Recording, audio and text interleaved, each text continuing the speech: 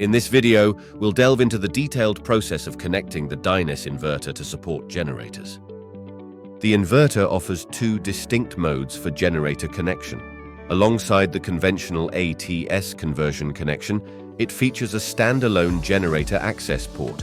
This allows users to power their loads by connecting the generator directly to the inverter without the need to alter existing wiring. This not only provides convenience but also saves on costs. At the same time, the inverter can automatically initiate and cease the operation of the generator, preventing unnecessary oil consumption and prolonged noise emissions during extended operation.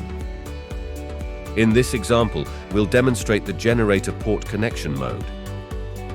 Firstly, we'll activate the generator option. Then, a range of additional settings will appear, as depicted in the slide. Next, we'll configure the rated power of the connected generator.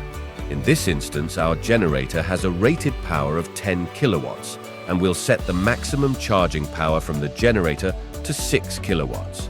Following that, we'll designate the position of the connected generator.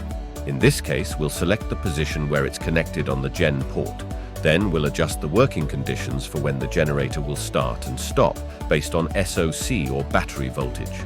This option enables users to customize the start of the generator, ranging from 95% battery SOC to the desired level. Additionally, there's the gen signal, utilized when the generator features an automatic start-stop function. Furthermore, there's the option to manually initiate or halt the generator if the specified conditions are not met.